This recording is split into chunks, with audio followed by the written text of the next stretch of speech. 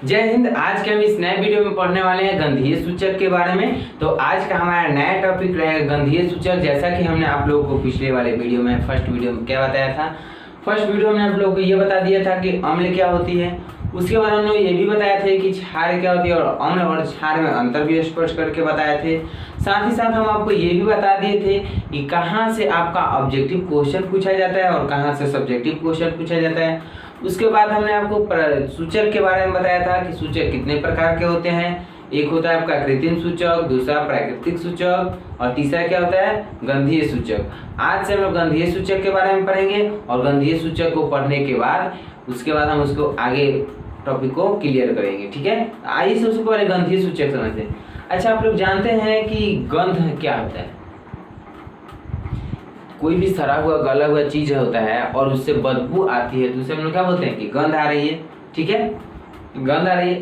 अब उसी गंध की सहायता से हम लोग इस बात को पता कर लेते हैं कि कौन सा पदार्थ क्षारीय है और कौन सा पदार्थ अम्लीय। तो इसी को क्या बोलेंगे गंधीय सूचक। फिर से वापस से किसी भी गंधीय पदार्थ के सहायता से यदि हम लोग को अम्ल और क्षार की पता चल जाए तो उसे क्या बोलेंगे, यह गंधीय सूचक है। ठीक है, तो गंधीय सूचक कैसे बोलेंगे? वैसा पदार्थ जिसकी गंध की सहायता से हम लोग को यह पता चले कि वह गंधीय है या फिर वह क्षारीय है या फिर अम्लीय, गंधीय सूचक कहलाती है। ठीक है, तो कैसे लिखेंगे? वैसा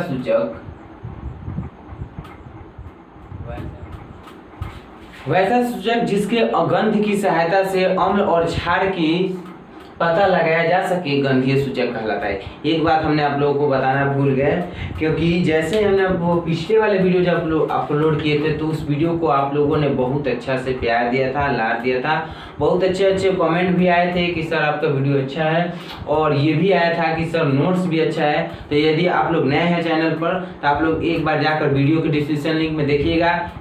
ये वीडियो जो पढ़ाया जाएगा, इस पर जितना भी बोर्ड पर पढ़ाया जाएगा उन सब का पीडीएफ वीडियो के डिस्क्रिप्शन लिंक में डाल दिया जाएगा बनाकर। और पीडीएफ जो है एकदम बेहद फ्री है, उसे आप लोग जाकर एक बार चेक करेंगे। ठीक है, यदि आपको अच्छा लगा है तो डाउनलोड करके लिखिए, अदरवाइज मत लिखिएगा, लेकिन एक बार उसको टच करके देख लीजिएगा जरूर कि कैसा है नहीं है। अगर आपको अच्छा नहीं लगा हो तो हमें एक बार कॉमेंट करके भी बोल सकते हैं ताकि हम उसको सुधार कर सकें। ठीक है, तो आइए अब हम लोग गंधीय सूचक, वैसा सूचक जिसकी सहायता से हम लोग गंध के बारे में जिसके सहायता से हम लोग जिसके गंध के ही सहायता से हम लोग क्या पता कर सकते हैं कि यह अम्लीय है या फिर क्षारीय, क्या कहलाता है? गंधीय सूचक कहलाता है। अब जैसे में समझो, जैसे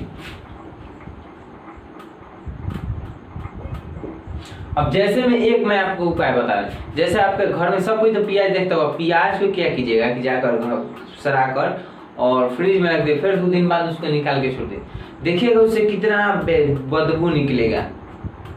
ठीक है, तो उसी से हम लोग को पता चल जाएगा कि यह अम्लीय है कि क्षारीय है। ठीक है, जैसे प्याज, उसके बाद ये होगा वेनिला,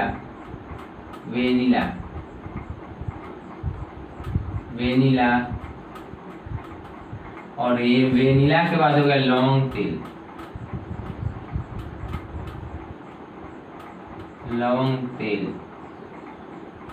आदि। ये सभी क्या है? ये सभी आपके गंधीय सूचक हैं। ठीक है, याद रखेंगे। मैं एक बार देख लेता हूँ कहीं बोर्ड पर कुछ कट तो नहीं रही है। ठीक है मेरे लाडलो, अरे मेरे प्यारे बच्चे, गंधीय सूचक जो है आप लोगों के लिए इम्पोर्टेंट है। इसमें इम्पोर्टेंट क्या है ये समझिए। इसमें आपसे पूछेगा गंधीय सूचक का निम्न से कौन सा गंधीय सूचक है। एक मारेंगे, एक ऑप्शन में रहेगा प्याज, या फिर दिया रहेगा वेनिला, और या फिर रहेगा लौंग का तेल। तो मेरे प्यारे बच्ची क्या मारेंगे? मेरे प्यारे बच्चों मारेंगे वेनिला में। अगर पूछ देगा कि गंधीय सूचक निम्न में से कौन सा है तब क्या मारेंगे? तो मारेंगे वेनिला या फिर प्याज या फिर लौंग। ठीक है मेरे प्यारे बच्चे, यही आएगा आंसर। और ऑब्जेक्टिव में ये पूछा जाता है। नहीं विश्वास है एक बार क्वेश्चन बैंक को उठाकर देख लीजिए। ठीक है, तो आइए हम लोग आगे चलते हैं। ठीक है, तो यदि आप यहाँ तक स्क्रीनशॉट लेना चाहें तो ले सकते हैं, अदरवाइज इसका पीडीएफ वीडियो के डिस्क्रिप्शन लिंक में मिल जाएगा, वहां से उसको जाकर डाउनलोड कर सकते हैं। ठीक है, तो आगे चले प्यारे बच्चे। हाँ तो मेरे लाडलो, अब देखो क्या है, अब ये है मेरे प्यारे बच्चे कि अम्ल क्षार की अभिक्रिया, यानी कि जब अम्ल और क्षार की अभिक्रिया किसी धातु से कराई जाती है तो क्या होता है। समझ गए मेरे प्यारे बच्चे। कह रहा है ये कि जब किसी अम्ल को या फिर किसी क्षार को किसी भी धातु के साथ अभिक्रिया कराएंगे तो क्या होगा। तो देखो मेरे प्यारे, जब अम्ल को क्या करेंगे, जब अम्ल को क्या कर रहे हैं यहाँ पर धातु के साथ, एक बार धातु के साथ हम लोग करा कर देख रहे हैं कि अम्ल की अभिक्रिया एक बार धातु के साथ करा कर देखेंगे मेरे प्यारे बच्चे। अम्ल की अभिक्रिया एक बार धातु के साथ करा कर देखेंगे मेरे प्यारे बच्चे। तो जब अम्ल की अभिक्रिया एक बार धातु के साथ करा कर देखेंगे मेरे प्यारे बच्चे, यानी कि धातु यहाँ पर कोई भी हो सकता है,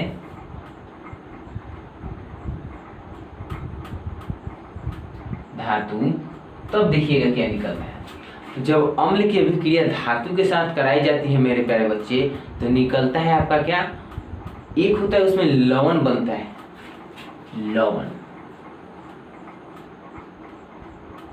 और दूसरा क्या है, हाइड्रोजन गैस। और ये देखिए गैस क्या है, अब गैस जो निकलती है, कौन सी गैस निकलती है मेरे प्यारे बच्चे, हाइड्रोजन गैस। और यहाँ पर आपका एक नंबर क्लियर, कैसे कि जब आपसे क्वेश्चन में पूछेगा कि जब लवण और धातु की जब अम्ल और धातु की अभिक्रिया कराई जाती है तो कौन सा गैस निकलता है, तो यहाँ पर निकलता है मेरे प्यारे बच्चे, मेरे लाडले, यहाँ पर निकलता है मेरे लाडलो H2 गैस, यानी कि हाइड्रोजन गैस। तो यहाँ पर आपका एक नंबर क्लियर मेरे लाडलो, मेरे प्यारे बच्चे। एक बार और ध्यान से समझेंगे कि हमने यहाँ पर क्या, अम्ल और क्षार, ये दोनों की अभिक्रिया, जब एक बार अम्ल की अभिक्रिया हम धातु के साथ कराएं तो लवण और गैस निकलेगी। ओके मेरे प्यारे, जब एक बार क्षार की अभिक्रिया एक बार करा कर देखते हैं, क्षार की अभिक्रिया। ठीक है मेरे प्यारे, यहाँ पर थोड़ा सा इसके बारे में उदाहरण भी लिखना होगा ना, इसलिए थोड़ा सा जगह छोड़े। तो क्षार प्लस धातु क्या निकलता है मेरे प्यारे, मेरे लाडलो, लवण प्लस गैस। अब देखो मेरे प्यारे बच्चे, ये दोनों एक दूसरे के दुश्मन थे, है ना, लेकिन यहाँ पर देखिए ये भी धातु से अभिक्रिया कर रही है तो क्या निकल रहा है, लवण और गैस ही निकल रहा है। ध्यान से देखेंगे मेरे प्यारे बच्चों, क्षार भी धातु से अभिक्रिया कर रहा है तो क्या बन रहा है मेरे प्यारे, लवण और गैस बन रहा है। ठीक है, अब इसमें से भी कौन सा गैस निकलता है, हाइड्रोजन गैस ही निकलता है। अब अभिक्रिया करके देख लेते हैं। जैसे मान लो कि हम HCl अम्ल लिए, HCl अब प्लस में ZnCl। अब इन दोनों की जब हम अभिक्रिया कराएंगे मेरे प्यारे बच्चे, तो देखिए कितना धमाल का चीज निकलता है, ZnCl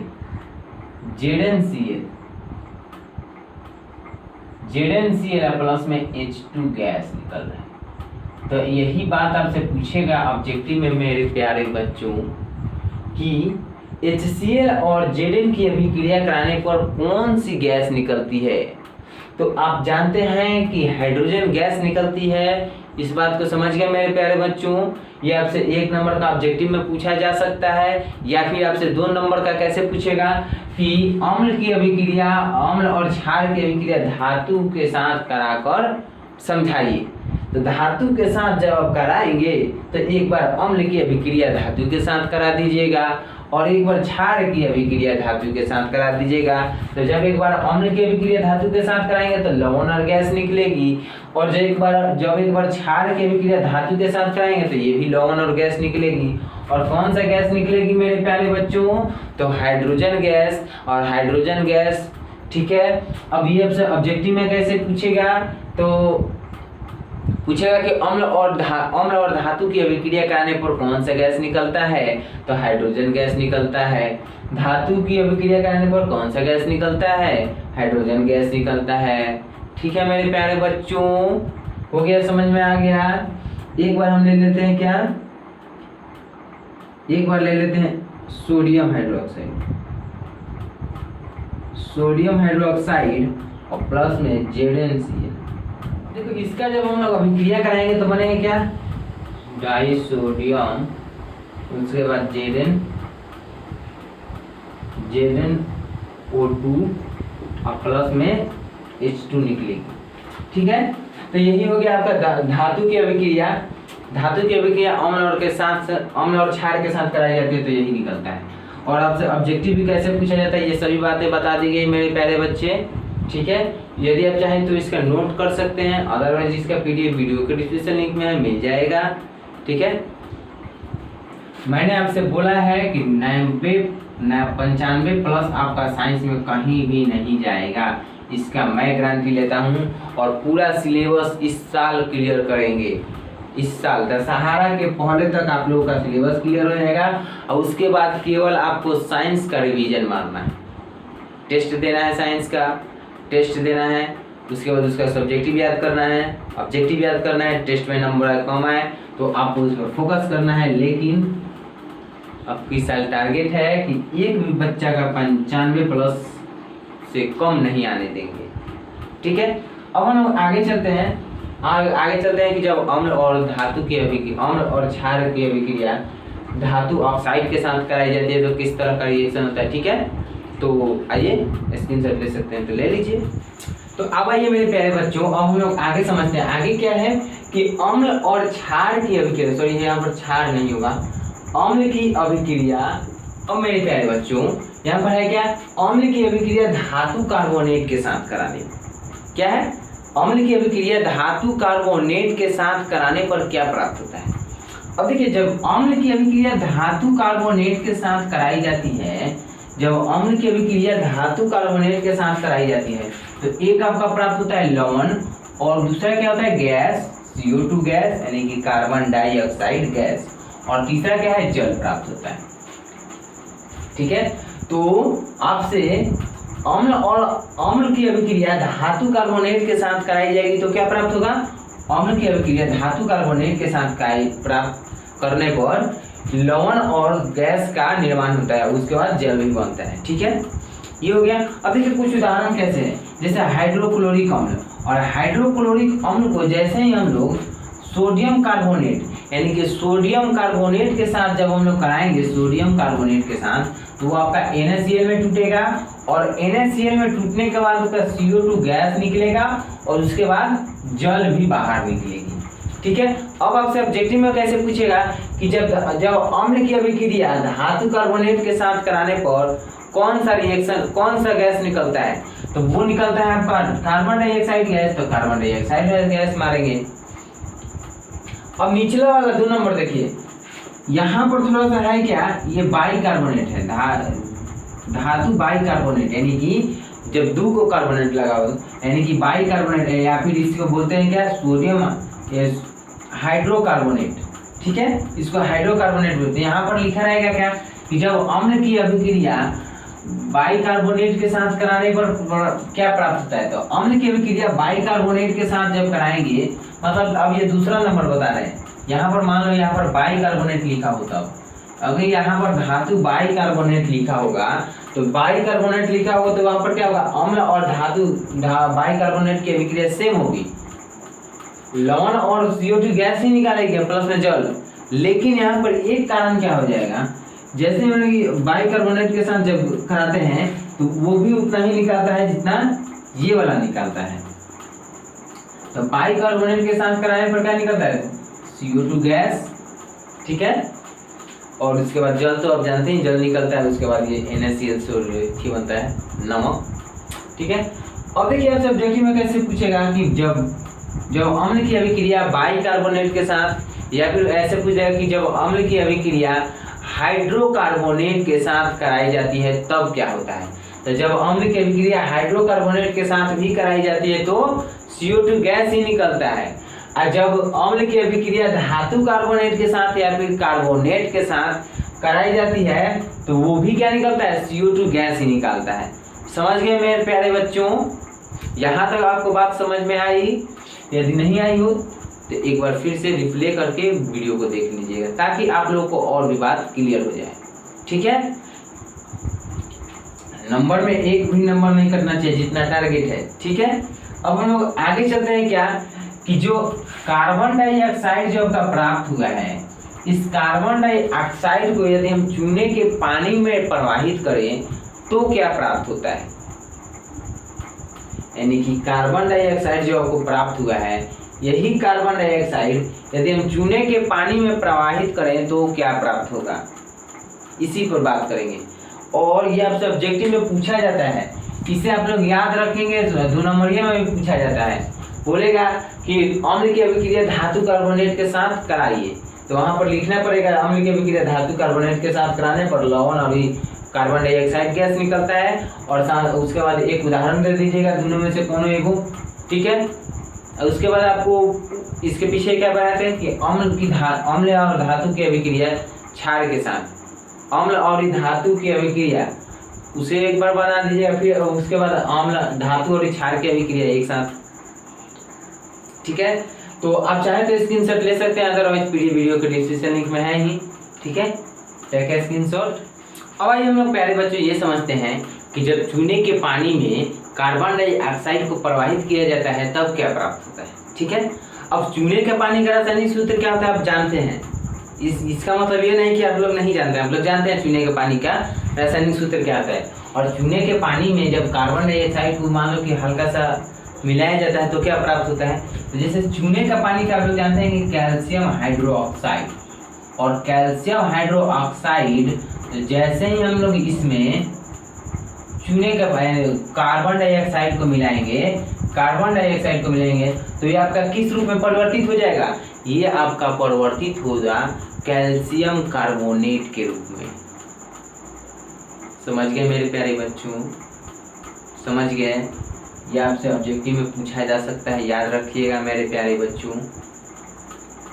तो चूने के पानी में जब कार्बन डाइऑक्साइड को प्रवाहित किया जाता है तो क्या प्राप्त होता है मेरे प्यारे बच्चे, ये आपका प्राप्त होता है कैल्शियम हाइड्रोक्साइड, कैल्शियम कार्बोनेट प्राप्त होता है। और कैल्शियम कार्बोनेट को प्राप्त करने के साथ साथ आपको H2O यानी कि जल भी निकलता है। समझ गए मेरे प्यारे बच्ची?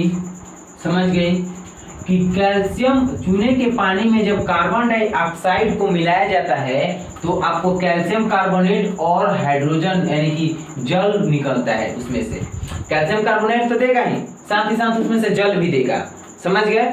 उसके बाद देखिए कि यहाँ पर हमने क्या लिखा है 2 नंबर केस में चूने के पानी में अधिक CO2 गैस प्रवाहित करने पर, यानी कि समान स्थिति में मान लो हल्का सा ज्यादा नहीं, हल्का सा करा रहे हैं उसमें कार्बन डाइऑक्साइड की मात्रा प्रवाहित, तो आपसे क्या कर रहा है कैल्शियम कार्बोनेट और ही जल प्रवाहित कर रहा है।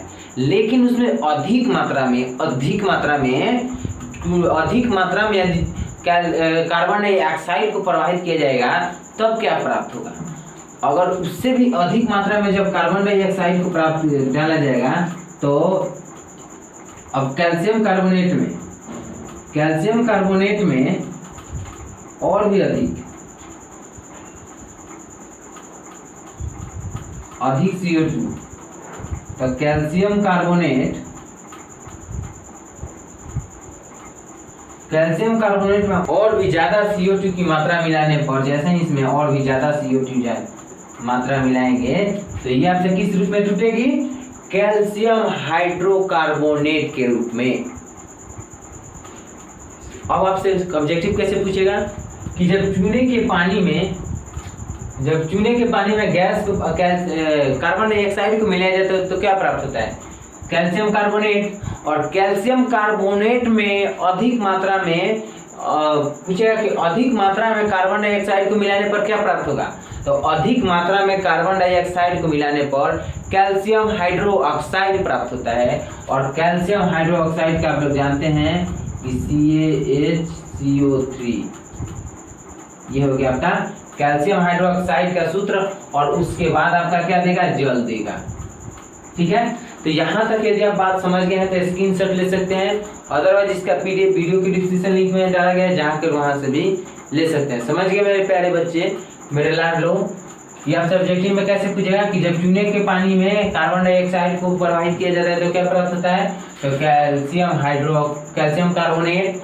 और उसके बाद ये भी पूछेगा कि अधिक मात्रा में कार्बन डाइऑक्साइड प्रवाहित करने पर क्या प्राप्त होता है, तब मेरे प्यारे बच्चे कैल्शियम हाइड्रोकार्बोनेट प्राप्त होता है, और समान स्थिति में कैल्शियम कार्बोनेट प्राप्त होता है। इसको मैं बार बार क्यों बोलता हूँ, क्योंकि आप तो इतने अच्छे हो नहीं कि घर पर जाके पढ़ो, इसीलिए मैं आपको यही बोलता हूँ कि इसी वीडियो में आपको 90% याद हो जाना चाहिए, 90%, ताकि आप हम जानते हैं कि बच्चे कोई घर पर नहीं पढ़ते, बस यहाँ पर पढ़े, उसके बाद कॉपी किताब बंद, फिर आगे की चाल। ठीक है, तो इसीलिए आपको हम बार बार एक ही वीडियो में बार बार एक ही को 10 बार क्यों बोलते हैं, ताकि आपको याद रहे। ठीक है, तो स्क्रीनशॉट कीजिए। अब हम लोग आगे चलते हैं। अब आगे में क्या पढ़ेंगे कि अम्ल और क्षार की अभिक्रिया एक साथ कराएंगे तो क्या प्राप्त होगा। अम्ल और क्षार की अभिक्रिया एक साथ कराएंगे तो क्या प्राप्त होगा, समझ गए। हिंदू मुस्लिम सिख ईसाई सब आपस में भाई, फिर काहे को लड़ाई, समझ गए। तो ये दोनों आपस में भाई ही है, लेकिन फिर पता नहीं काहे को लड़ाई करते हैं। जैसे अम्ल और क्षार, अम्ल और क्षार क्या है, अम्ल और क्षार की अभिक्रिया, क्षार की अभिक्रिया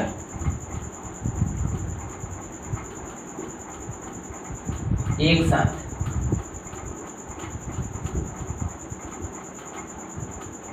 एक साथ अम्ल और क्षार की अभिक्रिया एक साथ कराएंगे तो क्या प्राप्त होगा, अम्ल,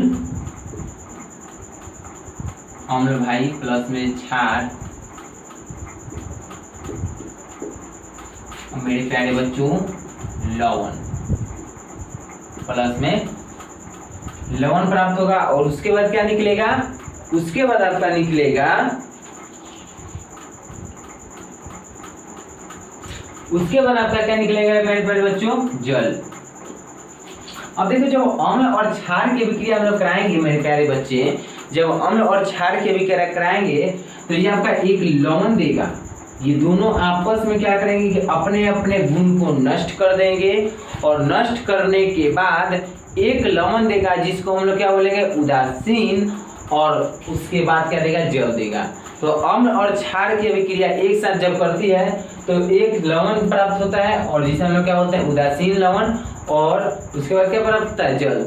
इसीलिए हमने आपको पहले क्या बोला है कि हिंदू मुस्लिम सिख ईसाई सब आपस में एक भाई, फिर काहे को मारा पीटी लड़ाई, यानी कि जब दोनों एक दूसरे के आपस में भाई हैं लेकिन फिर लड़ाई करके एक दूसरे को लवण बना रहे हैं, जिसको हम लोग उदासीन विलेन बोलते हैं। ठीक है, अब देखिए कि जैसे मान लो कि जैसे आप ले लो सोडियम हाइड्रोक्साइड, जैसे आप HCl लो और प्लस में सोडियम हाइड्रोक्साइड। अब इन दोनों की जैसे ही हम लोग अभिक्रिया कराएंगे तो अभिक्रिया कराने पर क्या प्राप्त होगा, एक तो आपका NaCl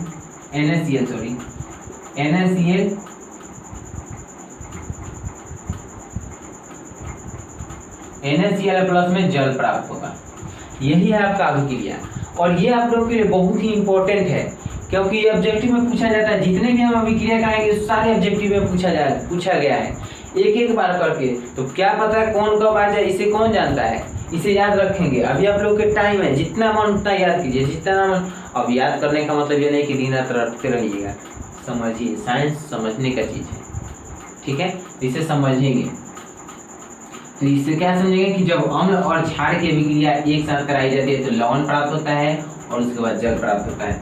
जैसे हाइड्रोक्लोरिक अम्ल और सोडियम हाइड्रोक्साइड को जब मिलाया जाता है तो सोडियम क्लोराइड और प्लस में जल निकलता है। सोडियम क्लोराइड क्या है, नमक का सूत्र है, याद रखेंगे। ठीक है, तो अब हम लोग आगे चलते हैं। आगे क्या है,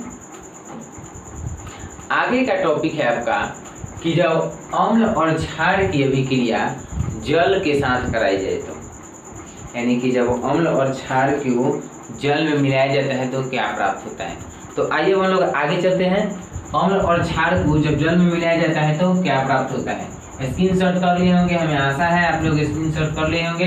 अदरवाइज आपका पीडीएफ वीडियो के डिस्क्रिप्शन लिंक में डाला गया है, वहां पर जाकर उसको नोट कीजिएगा। अम्ल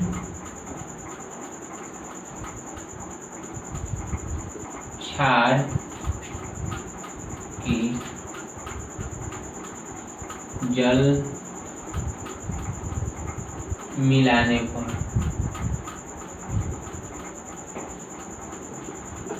अम्ल और क्षार को जल में मिलाने पर क्या प्राप्त होगा। अब देखिए, जब अम्ल को जैसे ही हम लोग जल में डालते हैं तो वो क्या कर देता है, H+ आयन देता है। और वो H+ आयन किस रूप में देता है, तो वो आपका H+ आयन देता है। H+ आयन और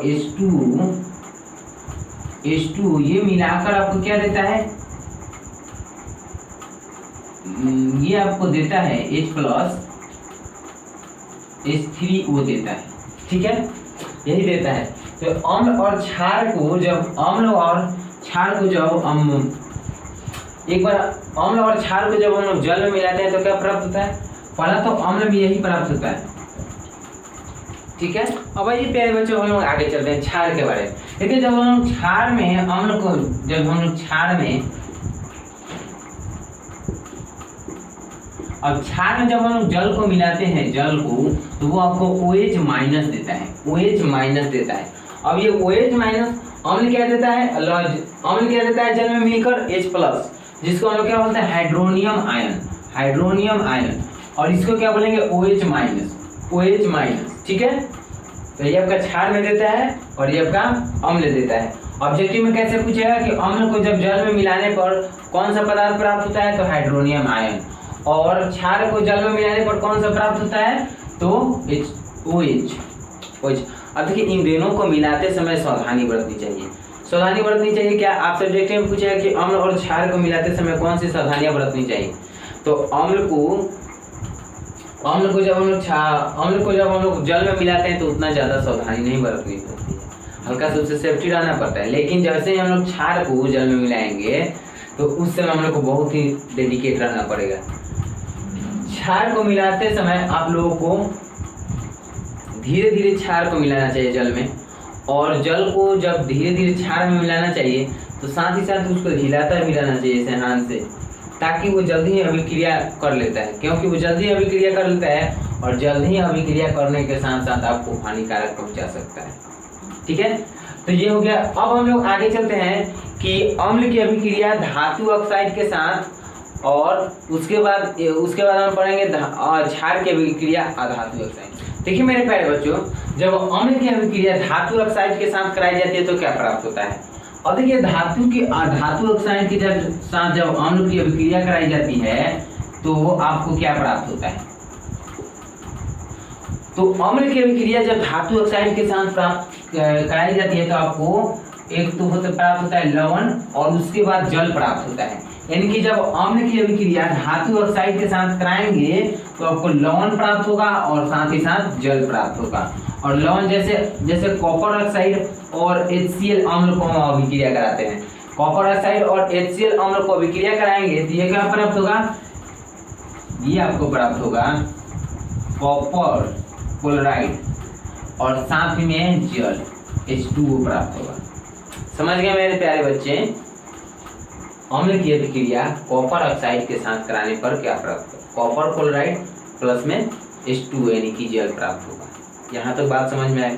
अब आपके दिमाग में एक बात खटक रहा होगा, एक सवाल उत्पन्न हो रहा होगा। वो सवाल क्या है, वो सवाल आपका दिमाग में ये होगा कि अम्ल की अभिक्रिया तो धातु ऑक्साइड के साथ करा दी, लेकिन क्षार की अभिक्रिया क्यों नहीं कराए धातु ऑक्साइड के साथ। तो एक और बात सुनिए, क्षार जो होता है, जितने भी क्षार होते हैं वो सभी धातु ऑक्साइड के प्राकृतिक की होती है। अब धातु प्रकृति की ऑक्साइड की होती हैं तो दोनों एक ही प्रकृति के होंगे तो उनमें तो कोई रिएक्शन ही नहीं होगा, इसीलिए क्षार जो है अभिक्रिया नहीं करता है धातु ऑक्साइड के साथ। ठीक है, तो क्षार को क्या बोलेंगे? सभी क्षार